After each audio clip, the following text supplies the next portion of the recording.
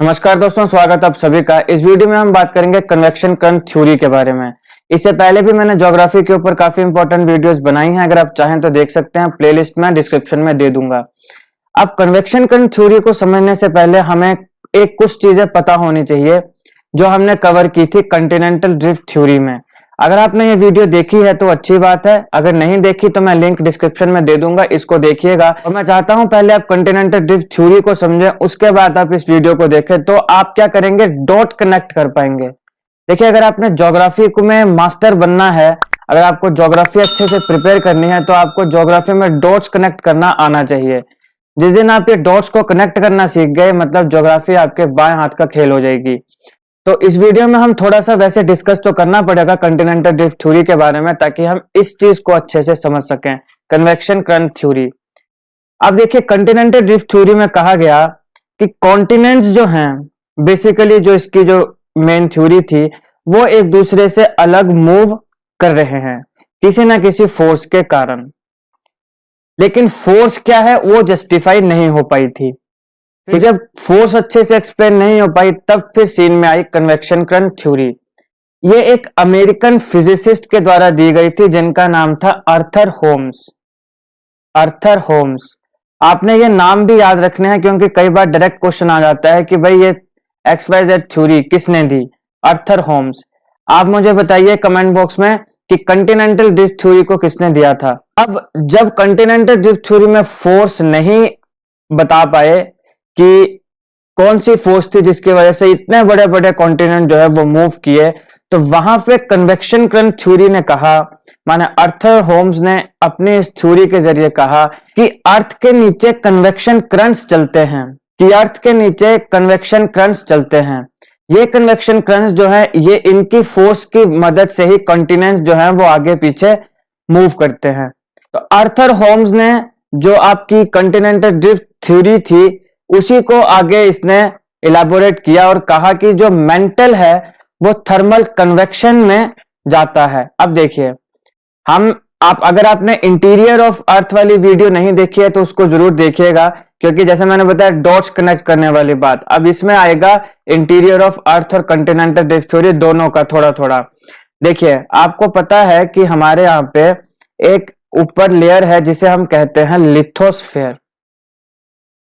Lithosphere के नीचे एक लिक्विड है, लिक्विड लेयर। इस लिक्विड लेयर को हम कहते हैं एस्थीनोस्फेयर। एस्थीनोस्फेयर,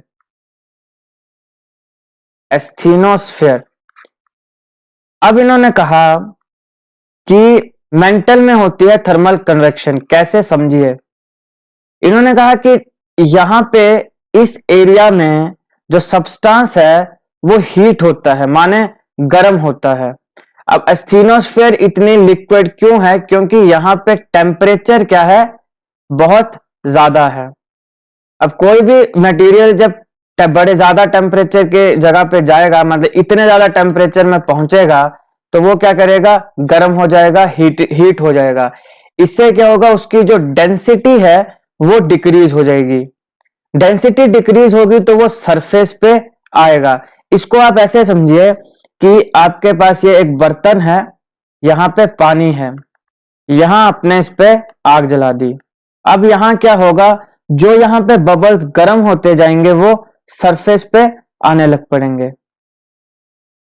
ऐसे करके ये राइज, जैसे ये हीट हुए ये सरफेस पे आ गए। वैसे ही इसने कहा कि हमारे मेंटल में जो मटेरियल गया वो हीट हो गया। हीट हुआ तो उसकी डेंसिटी कम होगी, डेंसिटी कम होगी तो वो ऊपर आ जाएगा। अब ये ऊपर आके क्या होगा, कूल होगा। ऊपर जब आएगा, ऊपर तो इतना टेम्परेचर है नहीं, ऊपर कम टेम्परेचर है, नीचे ज्यादा टेम्परेचर है। ऊपर आएगा तो क्या हो जाएगा, कूल हो जाएगा। दोबारा नीचे जाएगा, हीट हो जाएगा, दोबारा ऊपर जाएगा, कूल हो जाएगा। यहां पे ये जो रिपीटेड हीटिंग और कूलिंग है, इसकी वजह से पैदा होते हैं करंट्स। ठीक है, एक बार फिर समझिए, मेंटल मटेरियल नीचे गया, ज्यादा टेम्परेचर है, हीट हो गया, हीट होगा, डेंसिटी कम होगी, ऊपर चल जाएगा, ऊपर जाएगा, कूल हो जाएगा। दोबारा नीचे आया, हीट हुआ, ऊपर गया, कूल आया, नीचे आया, हीट हुआ, ऊपर हुआ, कूल हुआ। इससे क्या पैदा हुए? करंट्स पैदा हुए। बस यही करंट्स जो हैं, इनमें इतनी पावर है कि ये बड़े बड़े कॉन्टिनेंट्स को भी मूव कर दें। ये है बेसिकली थर्मल कन्वेक्शन थ्योरी, कि ये करंट्स इस वजह से पैदा हो रहे हैं, हीटिंग कूलिंग, और इससे करंट्स जो हैं वो इतने पावरफुल हैं कि बड़े बड़े कॉन्टिनेंट्स को भी ये मूव कर दें। तो इसकी वजह से जो कॉन्टिनेंटल ड्रिफ्ट थ्योरी में जो बताया गया कि कॉन्टिनेंट्स ड्रिफ्ट कर रहे हैं, ड्रिफ्ट मतलब वेरी स्लो मूवमेंट। तो यहां जो कॉन्टिनेंट्स को की मूवमेंट है, जो ड्रिफ्टिंग है, वो उन फोर्सेस से भले ही ना हो जो कि इस थ्योरी में बताई है, मगर वो इस वजह से हो रही हैं। और आगे फिर हम सी फ्लो स्प्रेडिंग वाला एक थ्योरी देखेंगे, उसमें तो यही है कॉन्टिनेंटल ड्रिफ्ट थ्योरी प्लस आपकी थर्मल कन्वेक्शन थ्योरी। उसमें कुछ और चीजें भी है जो मैं अगली वीडियो में जरूर कवर करूंगा, तो आप इस चैनल को सब्सक्राइब जरूर कर लीजिएगा। लेकिन अभी तक के लिए कि ये कॉन्टिनेंट्स इसलिए मूव कर रहे हैं क्योंकि ये इस प्रकार से करंट्स जो है ये पैदा हो रहे हैं। अब आप देखिए, अब करंट्स तो पैदा हुए, लेकिन दो तरीके के करंट्स पैदा हो सकते हैं, एक डाइवर्जेंट, एक कन्वर्जेंट। माने कि दोनों, एक करंट इस तरफ को हुआ, एक करंट इस तरफ को, अलग अलग ऑपोजिट डायरेक्शन में हुए, डाइवर्जेंट। एक करंट इस तरफ को हुआ, दूसरा भी इस तरफ को, दोनों सेम डायरेक्शन में, ये कन्वर्जेंट। अब जो आपके करंट्स हैं वो डाइवर्जेंट होंगे। जैसे मान लो ये आपका एक कॉन्टिनेंट है, ये दूसरा कॉन्टिनेंट। अब जब यहां पे कन्वर्जेंट हुए तो ये इस तरफ जाएगा, ये भी इस तरफ जाएगा।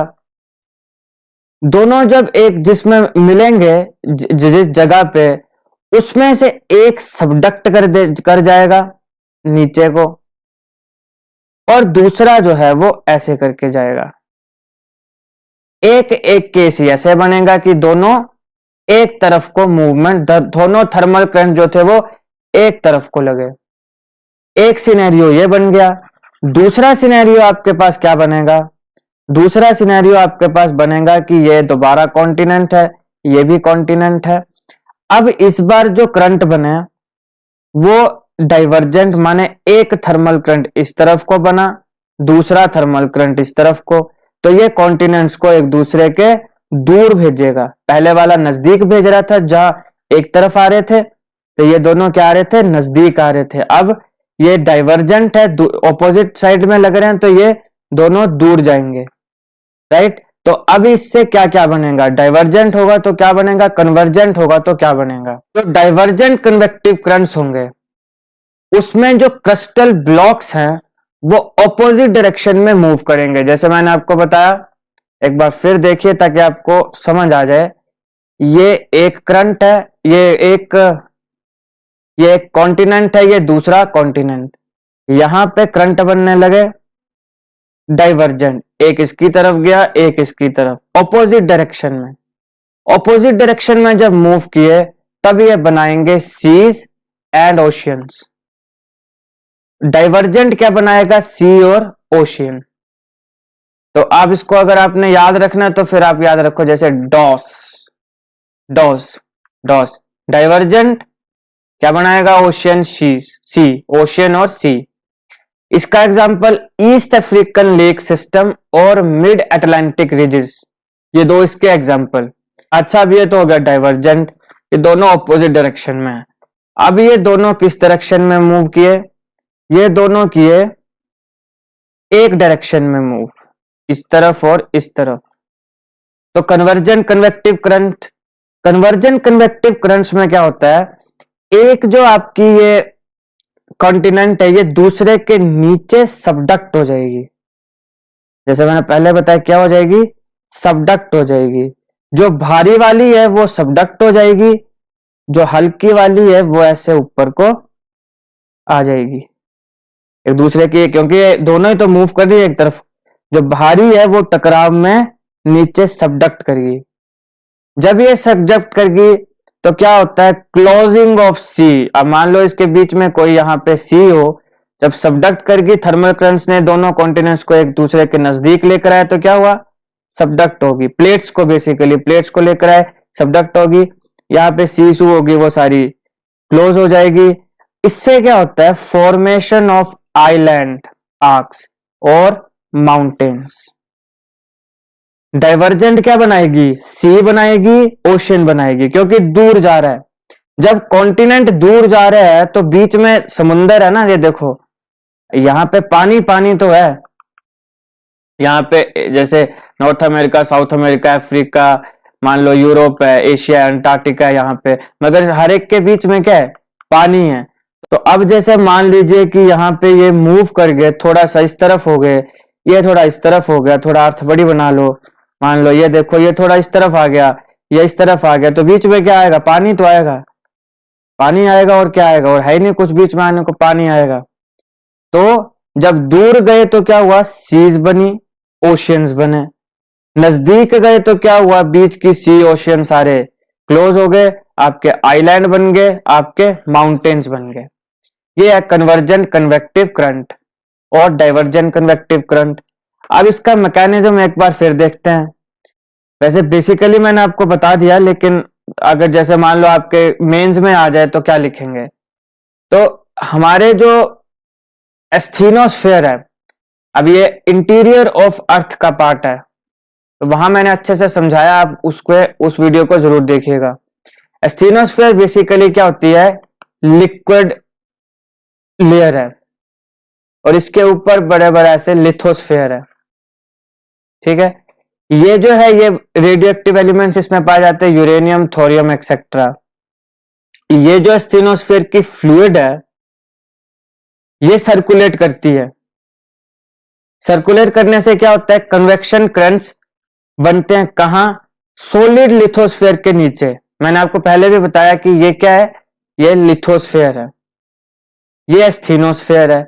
अब यहां जो मूव कर रहे हैं तो क्या बन रहा है, करंट्स, और इससे फिर ये जो आपके लिथोस्फेरिक प्लेट्स हैं ये क्या करेंगी, मूव करेंगी। तो कन्वर्जेंट डाइवर्जेंट वो हमने बताया। यहाँ पे मेंस पॉइंट ऑफ व्यू में आप थोड़ा आंसर को ज्यादा अट्रैक्टिव बनाने को यूरेनियम, थोरियम ऐसी चीजें भी लिख सकते हैं। बेसिक जो फिनोमेना है वो मैंने आपको बता दिया। अब कन्वेक्शन करंट्स जो हैं वो मोल्टन रॉक में बनते हैं, जैसे मैंने बताया मेंटल में, ठीक है। और ये एक कन्वेयर बेल्ट की तरह काम करते हैं प्लेट्स के लिए। कन्वेयर बेल्ट जैसे ये देखो, अब ये मान लो ये एक प्लेट है, ये क्या है, एक प्लेट है, ये कन्वेयर बेल्ट है, ये क्या कर दी है, इनको ये मूव कर रही है, देखो ऐसे करके ये इस तरफ को मूव करती है। कन्वेयर बेल्ट तो आप सबने देखी ही होगी, अगर नहीं देखी तो यूट्यूब में सर्च करो कन्वेयर बेल्ट क्या कैसे काम करती है, आपको पता चल जाएगा। सामान को यहां से वहां ये अपने ऊपर से ऐसे मूव करते करते लेके जाती है। कन्वेयर बेल्ट की तरह काम कर रहा है आपका एस्थीनोस्फेयर। तो आज के बाद आपने जब भी कहीं पर भी कन्वेयर बेल्ट देखनी है तो आपने समझ जाना, ये कन्वेयर बेल्ट से आपने दिमाग में झट से आ जाना चाहिए एस्थीनोस्फेयर, और उसके ऊपर जो सामान होगा उसमें से आपको आ जाना चाहिए दिमाग में, ये है लिथोस्फेयर। अब जैसे ये मूव कर रही है वैसे ही हमारी जो लिथोस्फेरिक प्लेट्स हैं वो मूव करती हैं एस्थीनोस्फेयर के ऊपर। ऐसे करके हमारे जो कॉन्टिनेंट्स हैं वो मूव कर रहे हैं, ये इस थ्योरी में बताया गया है। अब इनिशियली इसको एक्सेप्ट नहीं किया गया, मगर फिर इसमें आता है हैरी हेस 1962 में।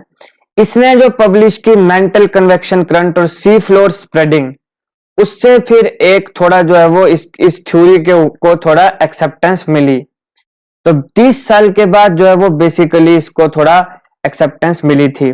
तो इसने जो हैरी हेस ने जो दी वो थी सी फ्लोर स्प्रेडिंग थ्योरी। इसको हम डिटेल में करेंगे अगली वीडियो में, बहुत ही इंपॉर्टेंट टॉपिक है। इसमें आपके कंटिनेंटल ड्रिफ्ट थ्योरी और जो कन्वेक्शन करंट थ्योरी है, इन दोनों को ऐड करके, मतलब इन दोनों के जरिए इसने समझाने की कोशिश करी है, और भी इसने बहुत अच्छे इसमें अपने उसमें एविडेंस दिए। तो अगली वीडियो में हम करेंगे सी फ्लोर स्प्रेडिंग को, और उसके बाद हम देखेंगे प्लेट टेक्टोनिक्स वाली टॉपिक को। तो अगर आपको वीडियो अच्छी लगी हो तो लाइक करें, शेयर करें और चैनल को सब्सक्राइब करें। Thank you for watching.